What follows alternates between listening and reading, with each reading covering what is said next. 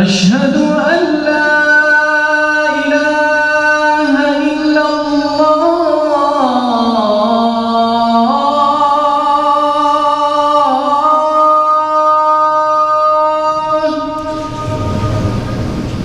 أشهد أن لا إله إلا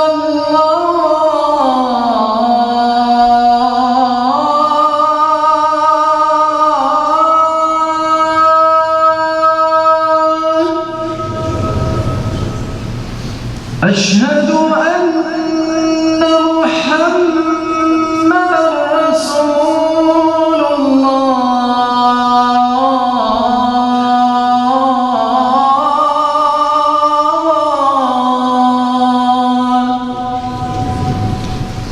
أشهد أن محمدًا رسول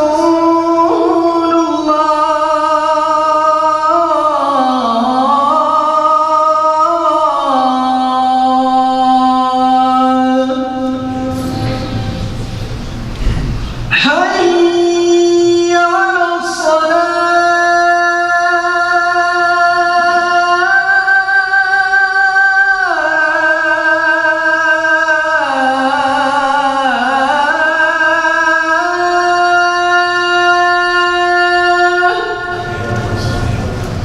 حي على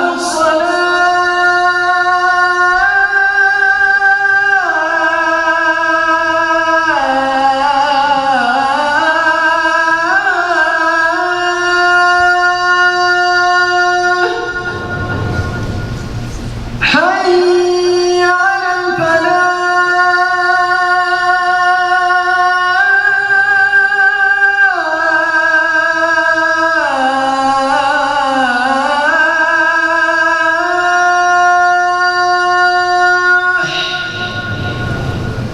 حي على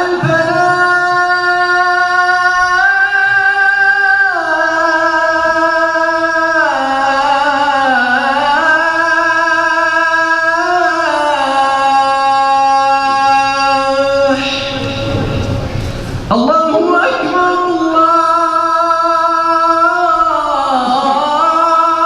الله أكبر. لا إله إلا الله.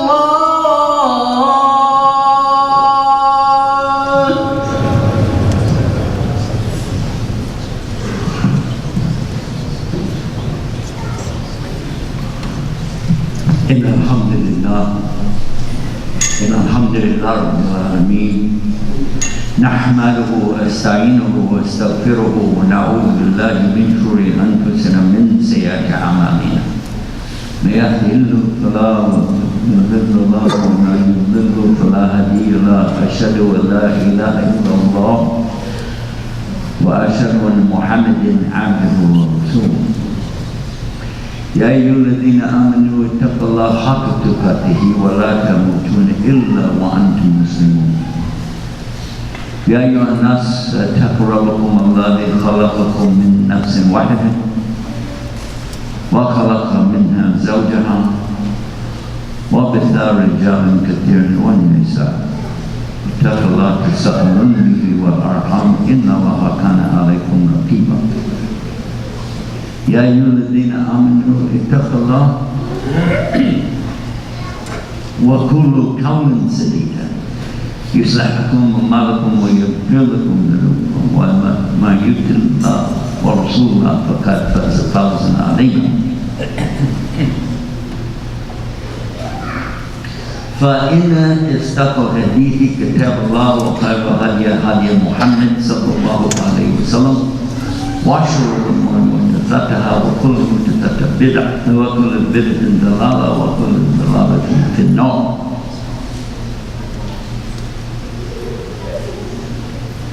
قال الله سبحانه وتعالى في القرآن الكريم: أعوذ بالله من الشيطان الرجيم وَاعْتَصِمُوا بِحَبْلِ اللَّهِ جَمِيعًا وَلَا تَفَرَّقُوا.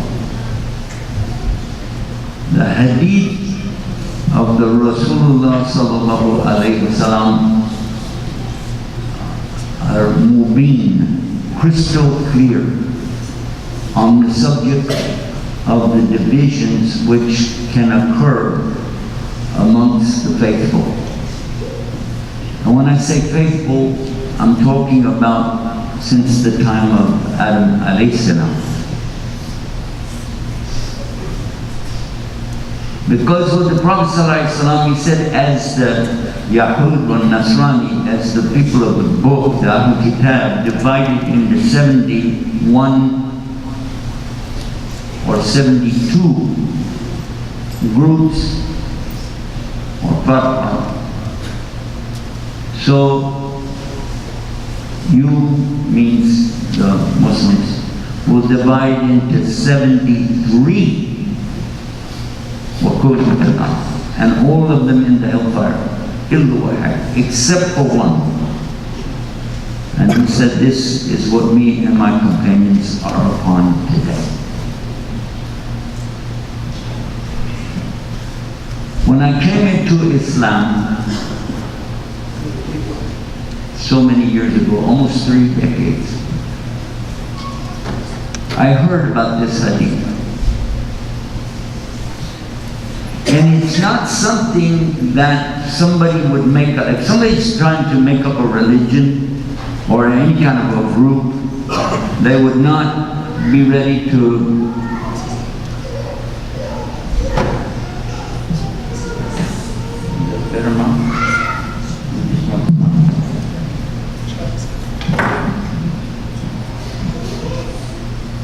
Sheikh said this is a better mic. Alhamdulillah. It is not something that you make up. If you're trying to invent a religion or a group of any kind, one thing you would not do is tell the followers that eventually they're going to fall apart. That is not something you would do. And yet that's exactly what he said. Crystal clear. Crystal clear. That as the former faithful, the Jews and Christians used to be upon exactly Islam. Otherwise, why would Allah mention it like that in the Quran? But they divided up. And so many groups. And the way he said it, by the way, just so you know, and this is called an idiom, an Arabic idiom. It doesn't mean you need to count each of the groups of the Jews and each of the groups of the Christians or each of the groups of the Muslims. In Arabic, especially in their times, when they would see a small group of birds fly over, they would say there's 7. And if it was a really large group, they would say 70. It was just to give you an idea. Like we say a dozen, more or less, half a dozen, more or less. This is the idea. But then when you say the one after it, it's kind of like when your mother tells you, don't slam the door. When you come in the house, don't slam the door. And somebody slammed the door. I told you don't slam the door. I told you 100 times, don't slam the door. Actually, she just said it 3 times, right? But she's saying it. Then the next time somebody come in, slam the door, I told you 101 times, don't slam the door. The emphasis is not on the number, the emphasis is on the don't slam the door. And in this way, Allah has made it clear for us with expressions about 7 and 70 and 40 and so on. You don't have to count those numbers when you hear them. And when the Prophet ﷺ, in this particular hadith, it has so much emphasis, not on 71, not on 72, not on 73. The emphasis is on don't separate. The translation of the ayah that I was reading to you, actually this ayah occurs immediately after يا أيها الذين آمنوا اتقوا الله حق تقاته ولا تموتن إلا وأنتم مسلمون. You hear this every Jum'ah, probably. And you hear it many times in speeches that people give. It's a very important ayat from Quran to mention. But the verse that follows it is a continuation because it starts with the letter wow. And it says, and. First of all, what is the first part of it? For all of you who have come to the right belief in Allah, then have taqwa for Allah. And taqwa is a shield against the punishment of Allah on the Day of Judgment. This is what it means. We translate it as piousness or righteousness because this is the result that we're looking for, but taqwa is a shield or a partition or a barrier against something. And this is exactly what we need on the Day of Judgment against the ghadab of Allah. And then it continues, it says, it's Allah's right that you have this shield against His punishment. Then it continues, and don't die except in the state of al-Islam. Don't die except upon La ilaha illallah Muhammad Rasulullah. Then it continues, and what? And hold tight, all of you, to the habl of Allah, the rope of Allah, the cable of Allah. Hold on tight. The scholars have told us that this is the deen itself. Hold tight to the deen of Islam. What is the deen? It's the way of life of a Muslim. Exactly what our Prophet ﷺ and his Sahabi were upon at their time. And then it said, Wallah tabaraka, and don't separate, don't divide. Again, we'll go back and look at the hadith about the dividing up, and it's using the same terminology of farqa. And by the way, farqa in itself this is not a bad word. Farqa is not a bad word. In Quran, chapter 25 of the Quran is called Al-Furqan, same word. Because this is a division and a distinction between haqq and batil, between evil and good and evil. To make a distinction. You should make a distinction. But when you make a distinction between you and others, be careful.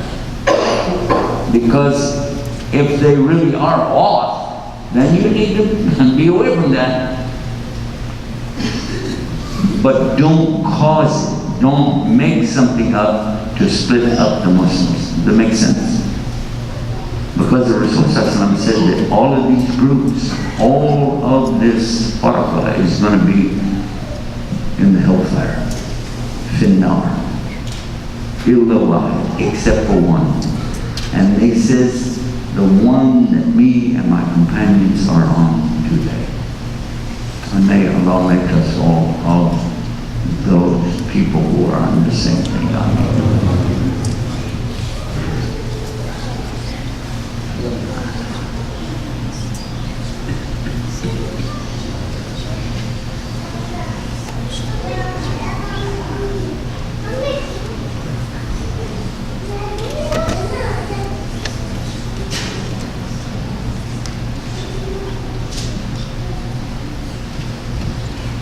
Bismillah, alhamdulillah, wa salatu wassalamu ala Rasulullah wa ala alihi wa sahbihi ajma'in. Alhamdulillah, alhamdulillah rabbil alameen, wa ala al muslimin. We thank Almighty Allah for making us Muslim. This is very good news, very good news. And we want to be of those that when we die that will be upon on this way of life, this deen of Allah, be on what our Prophet ﷺ and his companions were on. When I came into Islam, as I was saying earlier, I heard about this hadith, and immediately the people that were telling me the hadith were acknowledging that some other group within the same masjid were not of us, is what they were saying. And mentioning this hadith, they said, we are the ones who are on this, the good group. Being new to Islam, I wanted to go meet all the brothers, sit with all the people, listen to everybody. But it doesn't matter. I want to hear what their story is. I already was a Muslim, alhamdulillah, that's good enough, but what's going on with the Muslims? And the other group in that same masjid told me essentially the same hadith and mentioned that the other group was off and we're the right ones. I found that to be very peculiar. Then over the years, from one masjid to another, to another, to another, from one state to another, from one country to another, I kept seeing this same kind of thing. But not just two groups, or even three. It became that, subhanAllah, as many as 5 or 6 groups in the same masjid. One brother came up to me one time, and he said, Sheikh, I think it's the end of the world today. I said, why? He said, you know that hadith? I said, yeah, I know this hadith. He said, well, I counted on the internet, you know, with Google and this. He said, and there's 73 groups. I asked him, which masjid? Because there's so many groups now in one masjid, you can find a number of them. And as I already mentioned, it's not about the number 73 or 72 or 71. It's about don't separate. This is what it's about. How can I make a distinction though? How can I know what to do? I want to be with the right group, obviously. But if each group said they're the right ones, and there are many, how can I know which one is the right one? One of our scholars made it real easy. He said, all you have to do is be on Quran and Sunnah, and whoever would like to be on Quran and Sunnah is good. And if anybody wants to make a distinction, let them do it, not you. Anybody wants to be different from that, let them say what they want to say. Let them be the one who choose to go away from the mainstream. So, the other thing that I heard was, don't make yourself like a part of only this group. The minhaj, this is the jurisprudence of a particular group, like Hanafi or Hanbali, Maliki, Shafi, like this. These are understandings of fiqh, and certain fuqaha, they have come up with some stuff that's pretty easy to follow. And in a certain area of the world, maybe you are in Northern Africa, maybe it's Maliki, maybe you're in Asia, you'll find that the Shafi is popular there. And in this way you get along with everybody, just follow along with what they're doing. It's not wrong. But if you said that I'm Shafi, and all those other guys are off the minhaj, this is a problem. Because the imams didn't do that themselves. In fact, the imams that we're talking about were not all at the same time. They came in succession. First there's Abu Hanifa, and Abu Hanifa, when he was very old, then that's when Imam Malik came to him. Then when Imam Malik was older, Imam Shafi was a student of his. And then when Imam Shafi is older, Imam Ahmed was a student of his at one time. So if you understand that, they're learning from each other, sharing from each other, and definitely not trying to make different groups. So we need to be careful about that, very careful about that. As far as some of the other groups that we hear about with labels and so on, if you have to predicate your particular kind of Islam with some type of a descriptive adjective, this is a problem. This is a serious problem. Is it not good enough just to say I'm a Muslim? And if you said no, that's not good enough. Well, Allah said in the Quran that He named us Muslims. What's wrong with that? You didn't like that? And the Prophet ﷺ and all of his followers, they call themselves Muslims. That's it. And for a simple person like me from Texas, Muslim is good enough. I get enough hassle from non-Muslims about that subject. Why would I want to make a bigger problem in the Muslim community? Make sense or no? You know you're not supposed to talk, but you can knock your head, right? If you're still awake. All right, cool. I just want to make this point. Dividing up into groups is not going to help our case. In fact, it makes it real difficult for us to reach out to the non-Muslim when we're so busy fighting amongst ourselves about exactly how to move our finger in the salah, or where to put our hands in the salah, or exactly what time you start the fasting or break the fasting during Ramadan. These kinds of things don't help. They hurt. And eventually, even Muslims fighting against each other.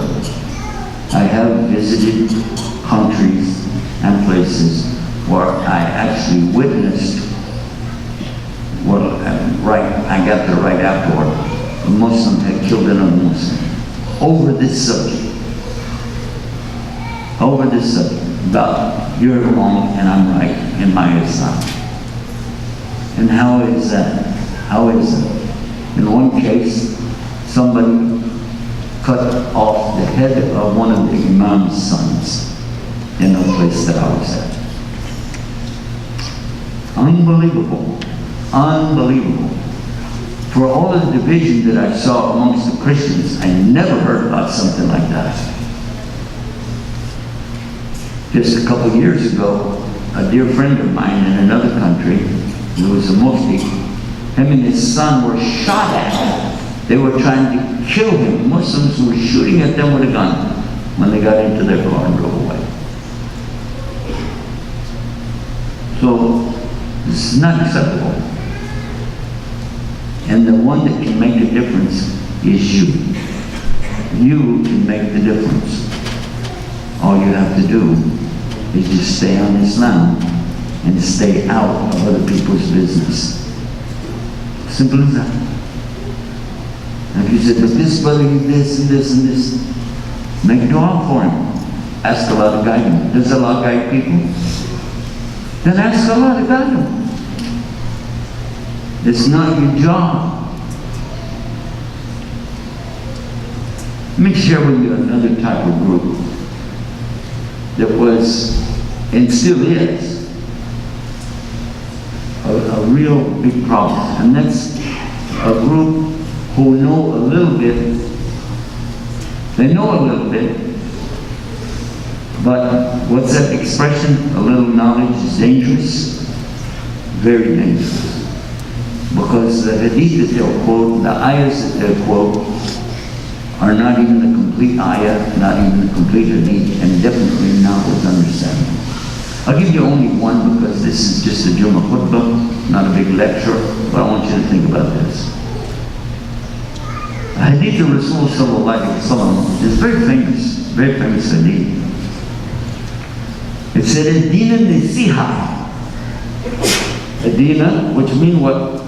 The Deen of Islam. The way of Islam. Ad-Din Nasiha. The Deen is Nasiha. They translated this as the way of Islam is advice. And then after that, that's the end of what they said. And then after that they will say, and it's my duty, Yahi, to give you nasiha. Your pants are too long. Your miswak is too short. And your beard doesn't cut it. It doesn't work. The hijab, no, you got to cover up more. Yeah, it's my job. I call these people the Bismillah police. Did you say Bismillah? No, go out of the room and come back in and you have to say Bismillah. Did you come in on the right foot? Astaghfirullah, brother. Go back out and come in on your right foot. Astaghfirullah. We've all seen it. Every one of us know what I'm talking about. Ad-Din Nasiha, Yahi. Is that the whole hadith? Huh? Is that the whole hadith? What do you mean? Was there more? Actually, according to the scholars, they said there's a lot more to this hadith. It continues. The companions who heard him say that said, to whom? To whom is this nasiha? Qala Rasul sallallahu alaihi wasallam, Allah, to Allah, and to His book, and to His prophet, and to the Wali Amr, the one who is responsible for the community of Muslims, and to the general public. Now go back and try to look at that translation, it doesn't work. Because advice, do you tell Allah what to do? I don't think so. Even as a Christian, I didn't try to do that. And do you tell the book of Allah what to do? Can you give advice to the Quran? Or advice to Rasulullah sallallahu alaihi wasallam? Or you're going to give advice to the Wali Amr? I'd like to see that one.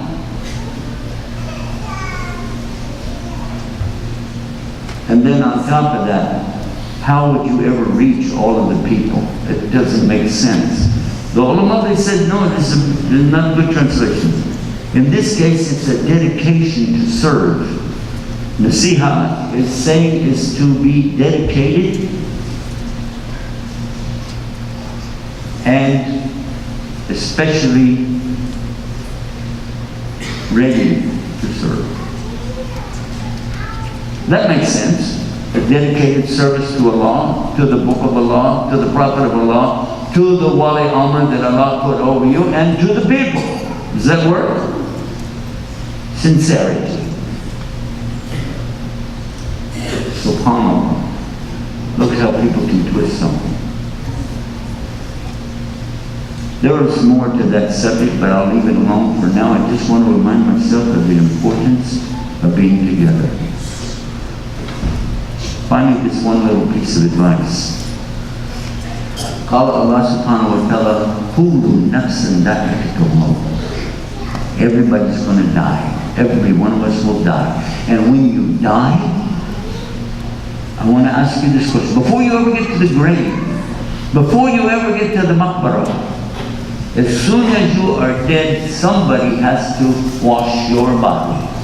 True or false? Who's going to do that? Most likely somebody in this room right now. And who's going to come to the grave with you? Most likely people from this room right here, right now. And who's going to remind you of the questions of the grave? Who's your Lord?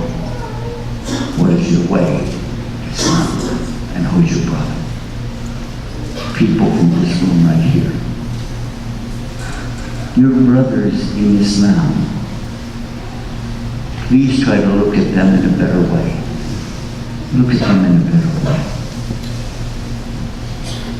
Maybe we're being a little bit too hard on each other, when the one that we need to be a little bit harder on is the one that we see in the mirror every day. I ask Allah that He will let all of us into His Jannah Firdaus. I ask Allah that He will let us be with our Prophet Muhammad sallallahu alaihi wasallam. I ask Allah to forgive us all, to guide all of us, Adina, to guide all of us to the Salat al-Mustaqim. Ameen. May Allah forgive us, Allah guide us, and make us a good example from right here in Delaware to the rest of the Muslims around the world, and not let us make barakah. This is from Shaitan, na'udhu billah, and for all of us, give us a little bit of room for your brother. Maybe I don't know a lot, and that's probably true. But at least I'm trying, and I'm sure all of you are trying to do something. So let us ask Allah to make what we're trying to do work for Him, and put us all in His Jannah. Ameen. Ameen. ربنا آتنا في الدنيا حسنة وفي الآخرة حسنة وقنا عذاب النار. ربنا لا تزغ قلوبنا بعد إذ هديتنا وهب لنا من لدنك رحمة إنك أنت الوهاب. اللهم صل على محمد وعلى آل محمد كما صليت على إبراهيم وعلى آل إبراهيم إنك